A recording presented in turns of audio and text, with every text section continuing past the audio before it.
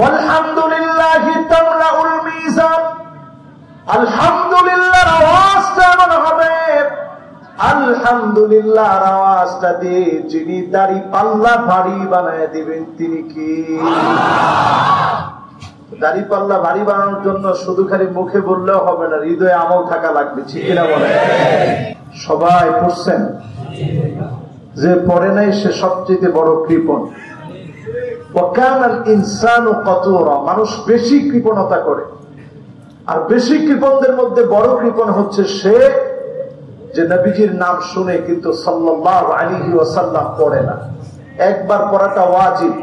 আমি এখন দেখি আজকের এই মোহাম্মদপুরের কে কে, মোহাম্মদপুর জায়গাটার নাম দেখছেন? সুবহানাল্লাহ। এই প্রশংসার নগরী মোহাম্মদপুর, মানে কিসের নগরী? প্রশংসার, প্রশংসিত নগরী। শুধু প্রশংসার নগরী নয়, প্রশংসার এক প্রশংসিত নগরীর নাম মোহাম্মদপুর। সুবহানাল্লাহ।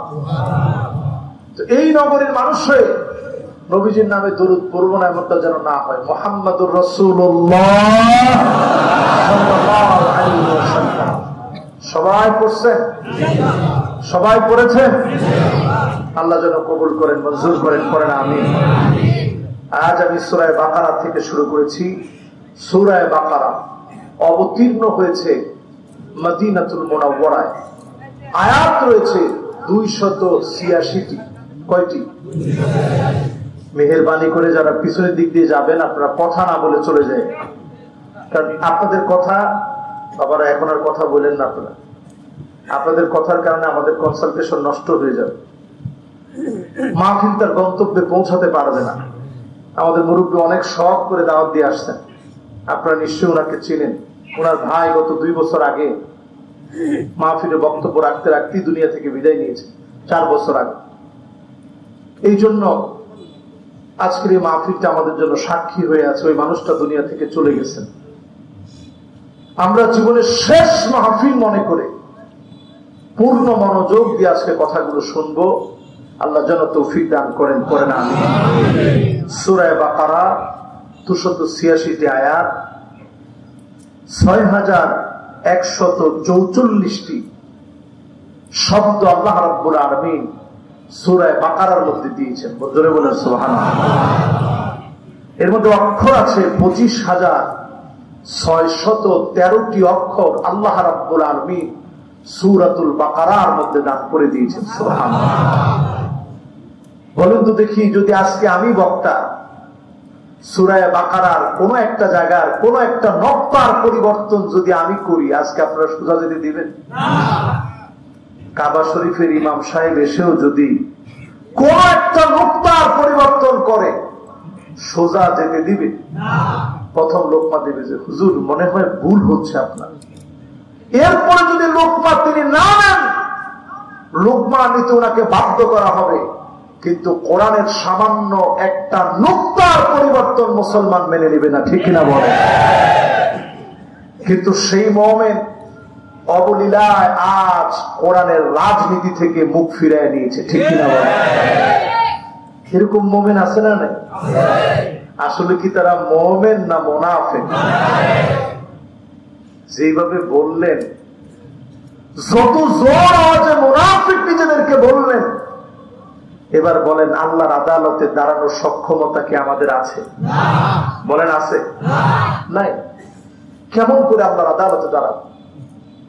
সূরা বাকারা আমি যদি এবার প্রশ্ন করি, আয়াত আছে কয়টা? মাশাআল্লাহ, কয়টা? একজন যদি বলতে পারে শব্দ আছে কয়টা?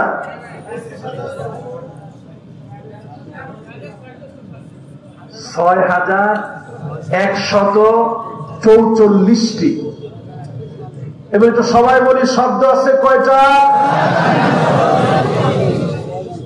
হুজুর এটা মুখস্থ রেখে আমাদের তেমন কোনো লাভ হবে না। কিছু লাভ হবে, মুখস্থ রেখে বলেন তো দেখি শব্দ আছে কয়টা?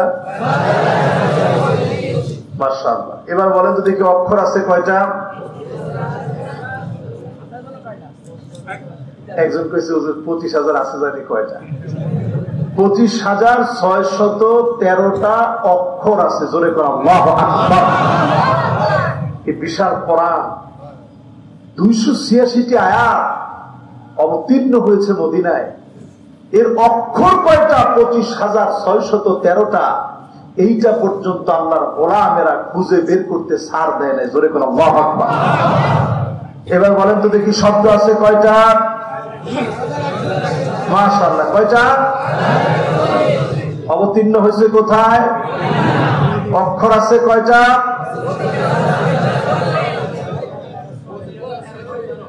হ্যাঁ, মাশাআল্লাহ, এর মনোযোগ ঠিক আছে। লিল্লাহি তাকবীর। তার মানে আমরা বোঝাইতে সক্ষম হইলাম পবিত্র কালামে হাকিমের সবচেয়ে বড় সূরা। সূরাটার নাম কি? একটা গাভীকে কেন্দ্র করে আল্লাহ রাব্বুল আলামিন একটা সূরা নাযিল করলেন। শুরুতে আল্লাহ রাব্বুল আলামিন চ্যালেঞ্জ ছুড়ে দিলেন, আলিফ লাম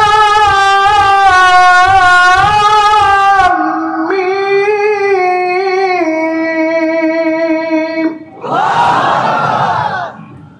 আলিফ লাম মিম, তিনটা অক্ষর। এই অক্ষরগুলোকে আরবিতে বলা হয় হুরুফে মুকাত্তাআত, খন্ড খন্ড অক্ষর। কোরআনুল কারীমের একটি দুইটি সূরা নয়, 29টি সূরা শুরুতে আল্লাহ রাব্বুল আলামিন হুরুফে মুকাত্তাআত দিয়ে কাফেরদেরকে চ্যালেঞ্জ করেছেন। জোরে বলেন আল্লাহু আকবার। সেই সময় কাফেররা আলিফ লাম মিম যখন নাযিল হয়েছে, মদিনায় ইহুদিরা বহু কিতাব পড়েছে, বহু কিতাব দেখেছে। আলিফ লাম মিম যখন আল্লাহ নাযিল করেছেন, অক্ষরগুলো দিয়ে কি বোঝানো হলো? ইসম বিমানা মুসাম্মা। আলিফ লাম মিম শুনলে বোঝা যায় এটা সূরা বাকারা। ইসম বিমানা মুসাম্মা, আলিফ লাম মিম দিয়ে সূরা বাকারার পরিচয় আল্লাহ করায় দিলেন। যখনই আয়াতে কারিমা নাযিল হয়ে গেল, ইহুদিদের বড় বড় পণ্ডিতেরা অবাক হয়ে গেল। কি হবে অর্থ? অনর্থক কোন কিছু আল্লাহ পাক কোরআনে নাযিল করেন নাই, অর্থ দিয়ে নাযিল করেছেন। আলিফ লাম মিম এর অর্থ একমাত্র যিনি সবচেয়ে ভালো জানেন, তিনি কি? সব অর্থ করার পরে মুফাসসিরিনে কেরাম বলেন, ইসমুন বিমানা মুসাম্মা। এটা এমন একটা আলিফ লাম মিম, এমন একটি আয়াত যে আয়াত গোটা সূরা বাকারাকে পরিচয় করায় দেয়। জোরে বলেন সুবহানাল্লাহ। আজকের এই মাহফিলে মুমিনদের কথা শুনতে গিয়ে আল্লাহ যেন আমাদেরকে মুমিনদের কাতারে আল্লাহ যেন শামিল রাখে। পড়েন আমিন। প্রথমে আল্লাহ তাআলা আলিফ লাম মিম বলে আল্লাহ পাক দ্বিতীয় আয়াতে কারিমাতে বলছেন, যালিকাল কিতাবু লা রাইবা ফি। এটা এমন একটা কিতাব যার ভিতরে কোনো সন্দেহ, কোনো সংশয় নাই। জোরে কোন আল্লাহু আকবার। তাহলে একটু বলেন তো দেখি, এই কিতাবের ভিতরে কি রাজনীতি আছে? আপনাদের কাছে কি মনে হয় আছে? যাদের কাছে সংশয় আছে তারা একজন উত্তরটা দেয়, সব চুপ করে আছে। আচ্ছা, আপনাদের কাছে কি সন্দেহ আছে? যদি সন্দেহ না থাকে তাহলে বলেন, এই কিতাবের কি একটা রাজনীতি আছে? আর একটা জোরে বলেন, এই কিতাবের কি রাজনীতি আছে? আমাদের এখানে আরো একজন আজহারি ভাই আছে, আপনাদের এলাকার ছেলে, আজকে মাহফিলে আসছে। ইনশাআল্লাহ একসময় সেও অনেক সুন্দর আলোচনা করবে ইনশাআল্লাহ। বলেন, আমরা তার জন্য দোয়া করি। কোথায় আছো না? মাশাআল্লাহ আছে, আলহামদুলিল্লাহ। আপনাদের এই এলাকার আলহামদুলিল্লাহ, আল্লাহ তাআলা তাকে কবুল করুক। মাইনুদ্দিন না নাম তোমার? শরফুদ্দিন, সরি শরফুদ্দিন। আল্লাহ শরফুদ্দিনকে কবুল আর মঞ্জুর করেন। করেন আমিন। আর আজহার বিশ্ববিদ্যালয়ের জগৎ বিখ্যাত একজন আলেম ছিলেন, সারা পৃথিবী যারে চিনত। নাম ছিল শেখ শাহরাবি। উনার কাছে একদিন প্রশ্ন করলো নাস্তিকরা, আচ্ছা কোরআনের মধ্যে কি সব আছে? উনি বললেন, হ্যাঁ সব আছে। বললেন, যদি সবই থাকে তাহলে বলেন তো দেখি, কদ্দুর আটা দিয়া কয়টা রুটি হয় কোরআনের কোন জায়গায় আছে একটু খুঁজে বের করে দেন। প্রশ্নটা সহজ না কঠিন?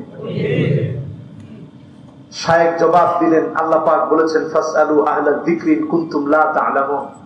যদি না জানো, যারা জানে তাদের কাছ থেকে জেনে নাও। জোরে করে আল্লাহু আকবার।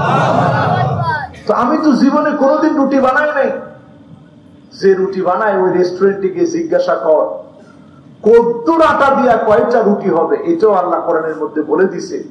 যে জানে না, যে জানে তার কাছে গিয়ে জানবা, এটাই আল্লাহর কোরআনের দিক নির্দেশনা। জোরে করে আল্লাহু আকবার।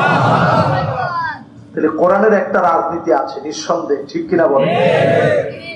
এজন্য আল্লাহ রাব্বুল আলামিন বললেন হুদাল লিল মুত্তাকিন, মুত্তাকিদের জন্য এই কোরআন পথ দেখাবে, মুমিনদেরকে এই কোরআন পথ দেখাবে। আপনি যদি মুমিন হতে পারেন কোরআন পথ দেখাবে। কোরআন এমন পথ দেখাবে যেই পথের কারণে দুনিয়ার জীবনে সফলতা আসবে। চক্ষু বন্ধ হলে নাজাত দিয়ে যিনি জান্নাতি বানায় দিবেন তিনি কি? এজন্য মুমিন জীবনের কার্যক্রম পরিচালিত হবে দুই ভাবে। মুমিন তার জীবনে রাজনীতি করবে, সে রাজনীতির উদ্দেশ্য হবে দুনিয়ার সফলতা। আখিরাতের জীবনে সফলতা, চূড়ান্ত বিজয়ের দিনে বিজয়ী হওয়া। শুধুমাত্র দুনিয়ার জীবনে সফল হওয়ার জন্য মুমিন কাজ করবে না, দুনিয়াতে সফল হবে, আখিরাতে সফল হবে। উভয় জগতে যিনি সফল বানায় দিবেন তিনি কি? এবার সফল হওয়ার জন্য কি কি জিনিস লাগবে? আল্লাযীনা ইউমিনুনা বিল গায়ব, অদৃশ্যের উপরে প্রবল ঈমান লাগবে, আস্থা এবং বিশ্বাস লাগবে আল্লাহর উপরে। অদৃশ্যের উপরে যখন বিশ্বাস থাকবে, যিনি আপনাকে কবুল করে জান্নাতি হিসাবে কবুল করবেন, দুনিয়া আখিরাতে সফল করবেন তিনি কি? অদৃশ্যের বিশ্বাস। আচ্ছা বলেন তো, আল্লাহ পাককে কি আমরা দেখি? দেখা সম্ভব? জোরে বলেন সম্ভব? আল্লাহ পাককে আমরা কেউ দেখি নেই, কিন্তু আল্লাহ সৃষ্টি জগৎ আমরা দেখি কি দেখি না? এবার চিন্তা করেন আমার ভাইরা, আমার আল্লাহ রাব্বুল আলামিন কত বড়। আমার আল্লাহর সামনে যদি 7 আকাশ আর 7 জমিন আল্লাহ পাকের কুদরতি হাতের সামনে যদি রেখে দেওয়া হয়, কাখরদালাতিন সাবাব, 7টা সরিষার দানার মতো হবে। এত ছোট হবে যেই মালিকের সামনে, সেই মালিক আমার আল্লাহ। আল্লাহকে আমরা দেখি না, না দেখে বিশ্বাস করি। এই বিশ্বাস করার নাম হলো ঈমান। ঈমান যার থাকবে, মুত্তাকি হবে, তাকে যিনি মাফ করে দিবেন তিনি কি? এবার আরেকটু বুঝাই, আমার আল্লাহর একটা আরশে আজিম আছে। সে আরশে আজিমের ভিতরে আল্লাহর একটা সিংহাসন আছে, আল্লাহর কুরসি। আল্লাহর সিংহাসনের সামনে 7 আকাশ আর 7 জমিন যদি রেখে দেওয়া হয়, কতটুকু হবে একটু চিন্তা করে।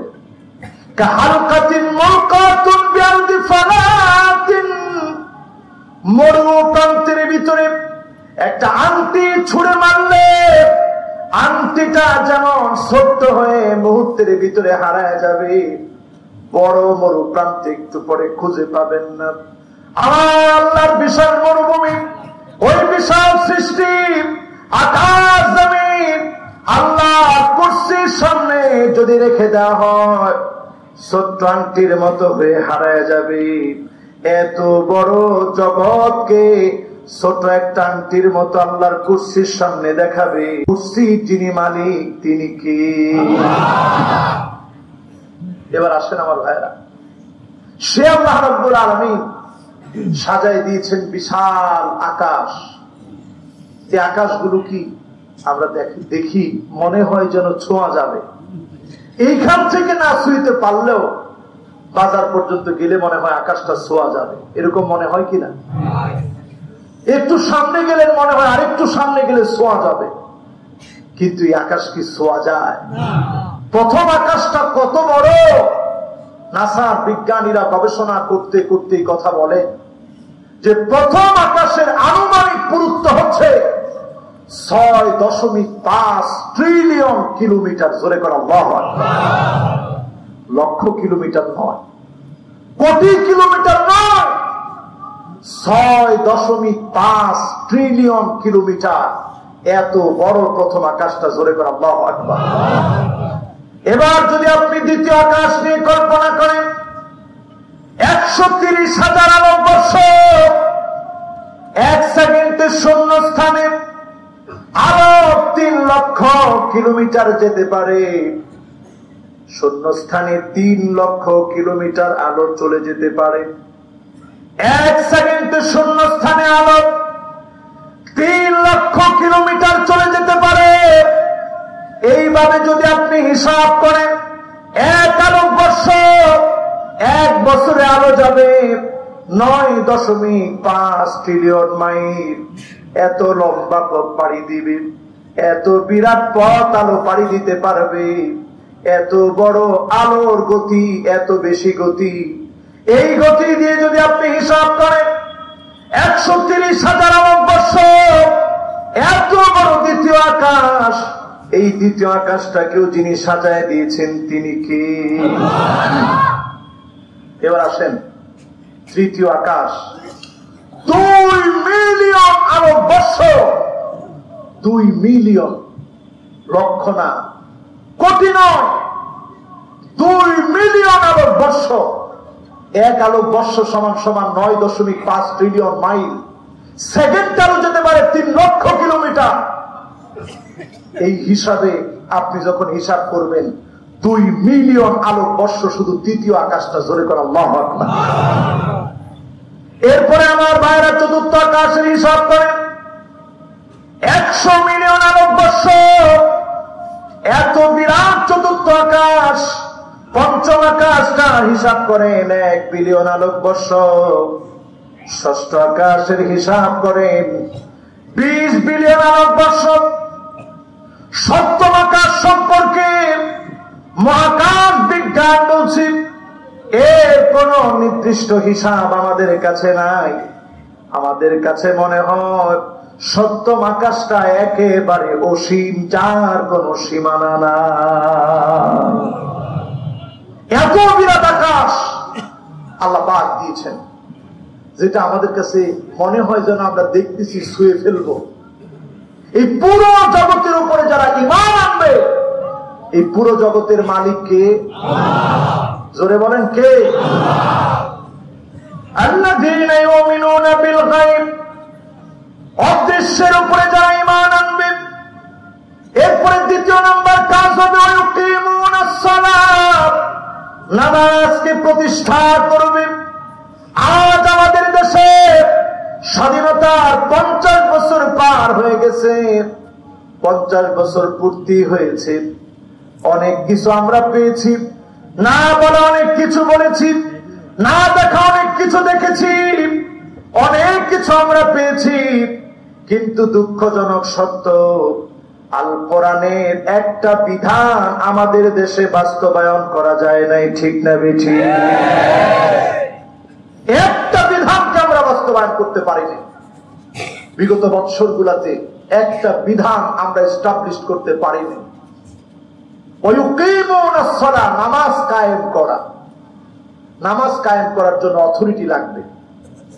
সুন্দর চমৎকার ব্যাখ্যা করেছেন আল উমারাউ বিল ইয়াদ। শাসক গোষ্ঠী প্রয়োজনে হাত দিয়ে সমাজের ভিতরে দিন প্রতিষ্ঠার জন্য কাজ করুন। ওয়াল উলামাউ বিল লিসান। আলেম ওলামারা জবান দিয়ে হকের কথা বলবেন। ওয়াল আওয়ামু বিল আমাল। সাধারণ মানুষ কাজে পরিণত করবে। 3 শ্রেণীর মানুষের কাজ যখন মিলে যাবে, যিনি সমাজ ইসলাম প্রতিষ্ঠা করে দিবেন তিনি কি? এখন মনে করেন পাশেই কোন একটা রাস্তায় অথবা কোন একটা বাজারে দিব্যি মদ চলছে, হয় না এরকম? ওইখানে ইমাম সাহেব হুজুর ওনার বাহিনী নিয়ে গেছে, এই মদ খাওয়া বন্ধ করো। মদখোররা ছাড়বে না, ইমাম সাহেব ধরবে। ইমাম সাহেব এই কথা মসজিদে গিয়ে বলেন। এই কথা এখানে বলার কোন অথরিটি আপনার নাই। তার মানে ইমাম সাহেবের জায়গা থেকে বলবে। শাসক গোষ্ঠী যদি হাত দিয়ে সমাজের ভিতরে আইন বাস্তবায়ন করে, সমাজের ভিতরে নামাজ প্রতিষ্ঠা হবে, অশ্লীলতা দূর হয়ে যাবে। ঠিক কিনা বল? এরপরে আমার ভাইয়ারা,